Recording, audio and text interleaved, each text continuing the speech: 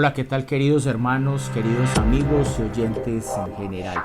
Bienvenidos a este espacio donde teniendo presente la sola escritura, la Sagrada Biblia, y sumado a los comentarios de algunos teólogos, de algunos maestros bíblicos, queremos de manera directa poder llegar o acercarnos lo más probable a la respuesta más cercana a qué es la idolatría y a los peligros de caer en esta devastadora práctica. Permítame leer en Primera de Juan, en el capítulo 5, versículos 20 y 21, dicen así: Pero sabemos que el Hijo de Dios ha venido y nos ha dado entendimiento para conocer al que es verdadero, y estamos en el verdadero, en su Hijo Jesucristo. Este es el verdadero Dios y la vida eterna. Hijitos, guardados de los ídolos. Amén.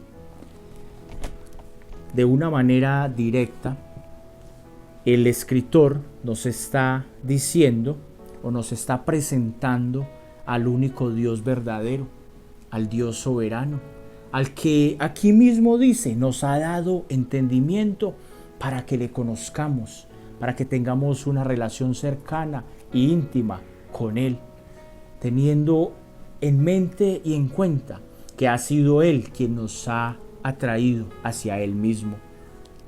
Presenta de una manera muy directa que Jesucristo es el verdadero Dios y que es la vida eterna, y termina el texto con una advertencia de previendo o calculando los riesgos y peligros en los que podíamos caer los cristianos y los hijos de Dios en idolatría.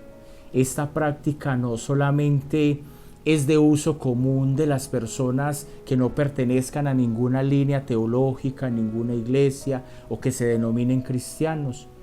También los cristianos estamos incluidos, y eso es lo que vamos a tratar de desarrollar en este espacio. Vamos a mirar los siguientes puntos: la idolatría, definición de la idolatría, la división de la idolatría, comentarios sobre la idolatría por John Flavel, James Ussher, Ireneo, Charles Spurgeon, Juan Calvino. Vamos a definir algunas divisiones que tiene la idolatría. Primero, definamos la idolatría para con esto en mente podernos ir desplazando a través del camino hacia donde nos va a llevar esta enseñanza. En la suma de teología y obteniendo respuestas de un panorama general de la Biblia, podemos definir idolatría como oposición a la tría. La tría es una palabra que tanto en griego como en latín significa o expresa el conocimiento y adoración de Dios de forma debida y correcta. Permítame repetirlo. La tría es el conocimiento y adoración de Dios en la forma debida y correcta. El servicio, la adoración, las acciones, pensamientos, ofrenda, sumisión espiritual errónea, lo que producen es quitarle el primer lugar a Dios, reemplazándolo. Esto se conoce directamente, o no hay mejor palabra para aplicar que una idolatría, un culto erróneo. En algunos casos tiene un tono tan suave por ser practicados dentro del contexto religioso y de las iglesias, que parecieran prácticas ortodoxas, correctas y benignas, pero que al fin son especies de fuego extraño y desagradable a Dios y a sus principios de adoración. Es tan ídolo no solo los fabricados con nuestras manos, como lo refiere el profeta Jeremías en el capítulo 10, versos 3 y 7. Permítame leerlo.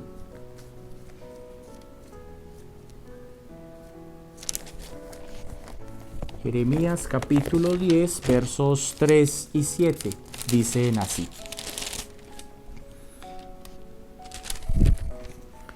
porque las costumbres de los pueblos son vanidad, porque leño del bosque cortaron, obra de manos de artífice con buril, con plata y oro lo adornan, con clavos y martillo lo afirman para que no se mueva. Derechos están como palmera y no hablan, son llevados porque no pueden andar.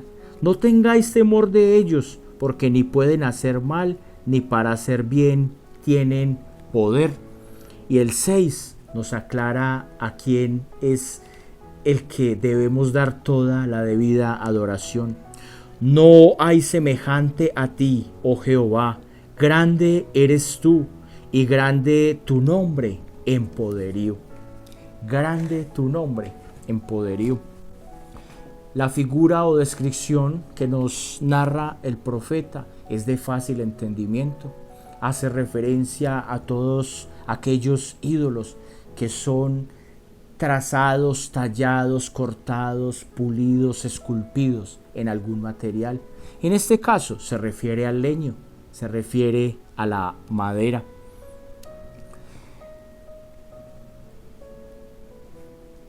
Es tan ídolo, como decíamos, no solo los fabricados por las manos humanas, sino también aquellos que elaboramos mentalmente y de los cuales nos hemos adherido o adquirido o añadido a nuestra vida día a día.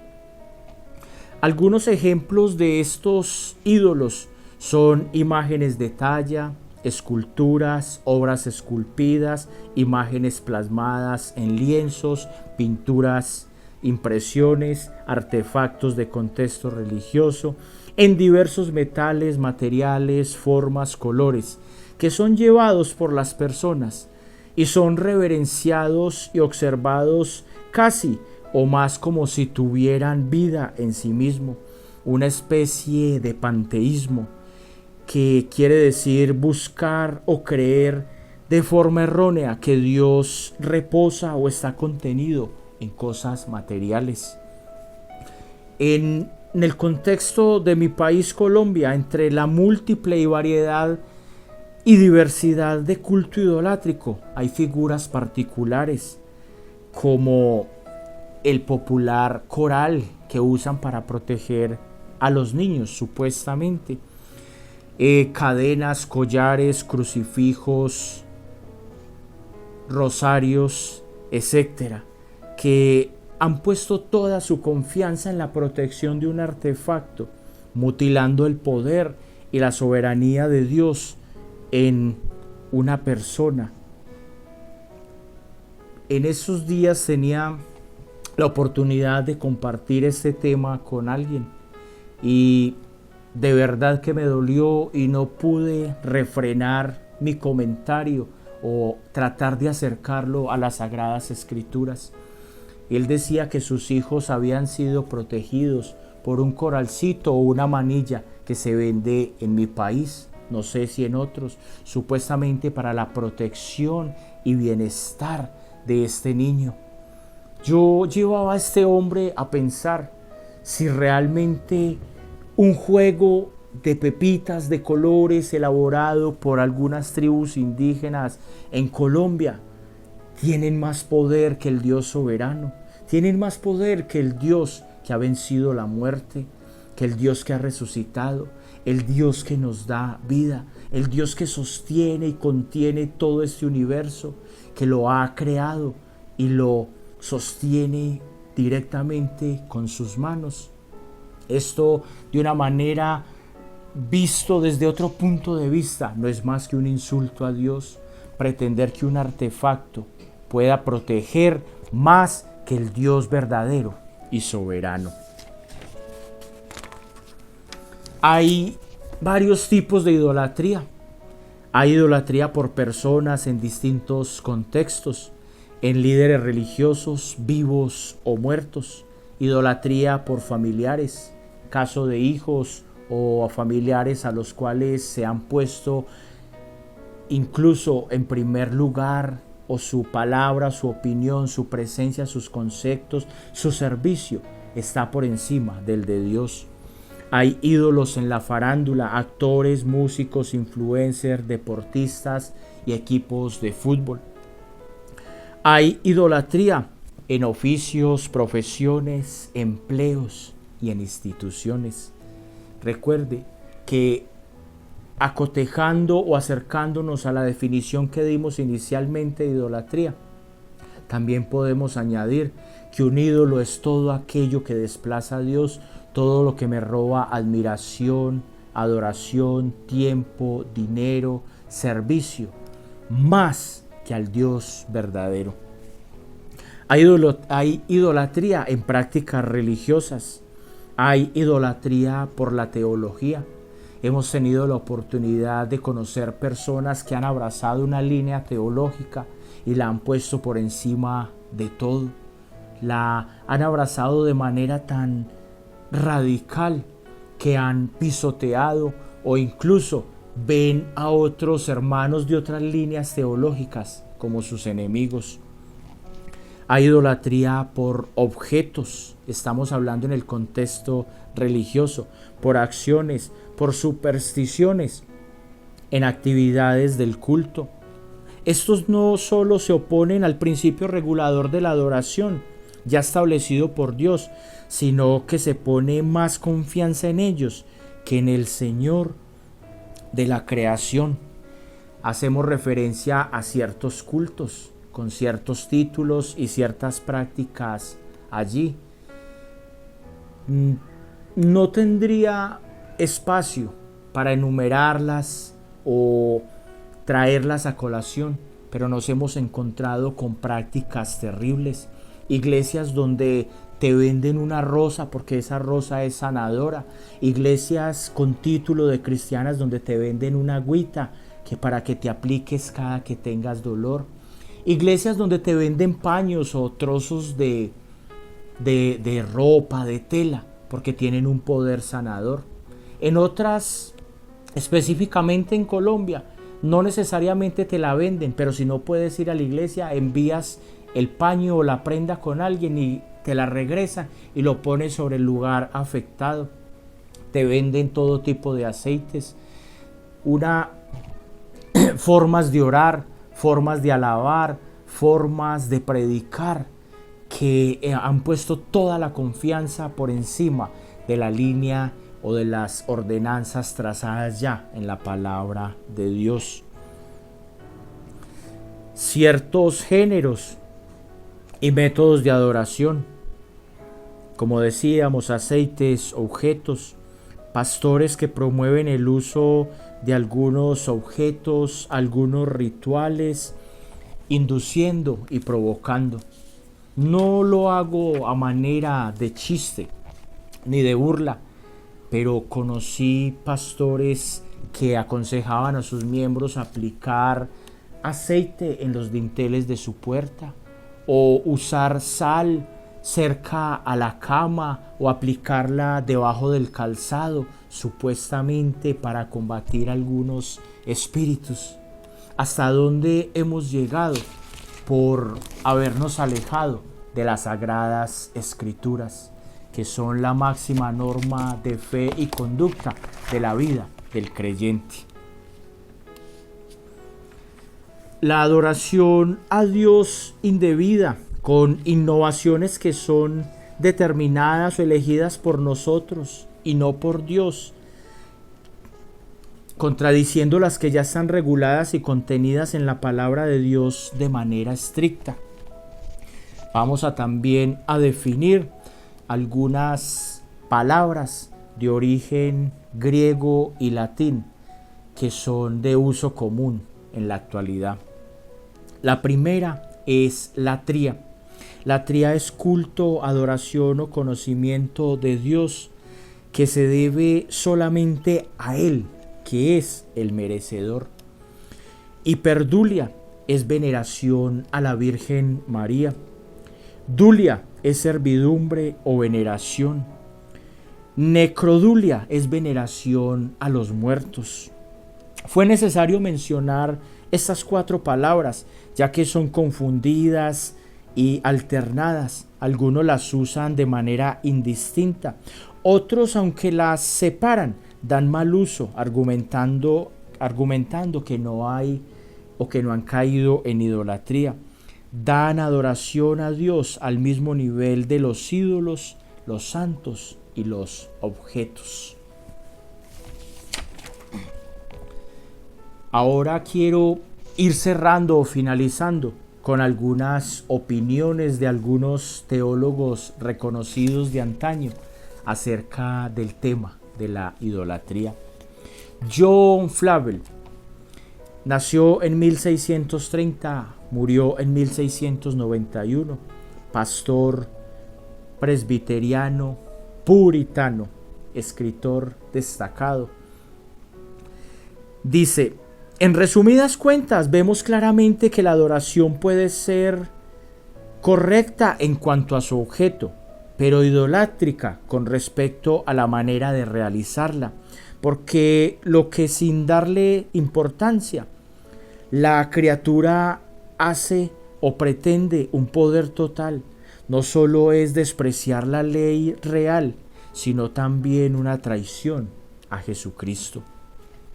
Instituir algo, aunque sea la parte más pequeña de la adoración, por nuestra propia autoridad, sin apoyo o base de las Escrituras, es tan solo idolatría. Es adorar un ídolo que puede ser de diferentes manifestaciones. Ahora vamos a mirar el comentario de James Ussher. Nació en 1581 y murió en 1656, un pastor erudito, un protestante irlandés, fuerte opositor del romanismo. Dice así: la apóstata Iglesia Católica Romanista se coló disfrazada, sigilosa y gradualmente en la Iglesia, con una iniquidad mística disimulada y oculta, bajo la apariencia de piedad y felicidad. Sus prácticas no son más que idolátricas, porque no van dirigidas directamente a Dios, ni tienen el sentido correcto, ni el apoyo bíblico suficiente. Pensando así, para su época, este pastor dice: la Iglesia romanista es una de las más grandes con prácticas idolátricas no señaladas en las Sagradas Escrituras. Ireneo nació en el año de 1400 al 202, el obispo de León, siglo II, el primer teólogo sistemático. Con respecto a la idolatría dijo: cada uno llama sabiduría a sus propias invenciones, bajo el pretexto de sabiduría, orden, tradiciones apostólicas y etcétera. Se acercan a los hombres sin que lo perciban, en especial por lo corrupto de su naturaleza. Y agrega, tomando el texto de Apocalipsis capítulo 17, verso 4, dijo: el vino en sí es placenteramente tentador, pero aún más cuando es presentado en una copa de oro. Una explicación más probable es decir que los hombres reciben más fácilmente y adoptan como correcto prácticas idolátricas cuando les son enseñadas o transmitidas por sus líderes religiosos. Charles Spurgeon, 1834 y muere en el año de 1892, Kelvedon, Reino Unido, pastor bautista, calvinista, reformado, escritor prolífero y prominente predicador, dijo así: una ilustración para referirse a la idolatría. Cualquier persona que entienda la realidad de la omnipresencia de Dios Es decir, que Dios está en todas partes. No puede ser capaz de hacer o adorar un ídolo. Bien, considere esto. ¿Acaso no sería ridículo postrarse ante el cuadro del presidente de México y hablarle, estando en la presencia del propio presidente? De igual manera, la naturaleza espiritual de Dios y su omnipresencia dan por hecho que Dios no puede ser adorado ni honrado a través de ningún ídolo o imagen. ¿Por qué? Porque no es necesario hacer una representación física de alguien que siempre está presente. Además, no es posible representar ninguno de los atributos de Dios mediante imagen. Por ejemplo, la existencia eterna de Dios no puede ser representada por ningún ídolo. La santidad de Dios no puede ser representada por ninguna imagen, y etcétera. Juan Calvino, con su famosa frase, el corazón del hombre es una perpetua fábrica de ídolos, dice así. Pero antes, permítame, Juan Calvino, el gran teólogo, pastor, escritor, reformador, sistematizador, nacido en 1509 y fallecido en 1564, el gran teólogo de Ginebra, ante esta frase nos da la siguiente explicación. El corazón es una perpetua fábrica de ídolos. Lo interesante de esta cita de Calvino es que apunta al corazón como la fuente de pecado. Los ídolos no siempre son inherentemente pecaminosos, sino que es el corazón humano que los estima o los valora más que a Dios. El corazón toma cosas buenas de Dios y las considera mejor que Dios. Toma la creación y lo pone por encima del Creador. Un ídolo es cualquier cosa que captura tu corazón, mente, afectos, más que a Dios. Él, ampliando este tema con respecto a la idolatría, en su obra magnífica Institución de la Religión Cristiana, capítulo 12, libro segundo, da detalles contundentes y de una manera presenta un ataque a la idolatría romanista y papista. De esta manera, quiero finalizar la primera parte de este tema de la idolatría, comprendiendo cuán fácil podemos caer en idolatría en las diferentes esferas. Idolatrar un ser humano, idolatrar una profesión, idolatrar artefactos, idolatrar personas, idolatrar líderes religiosos y aún idolatrarnos a nosotros mismos. Todo aquello que desplaza el lugar de Dios no es más que una idolatría. Que Dios les bendiga y espero me acompañes en la segunda parte.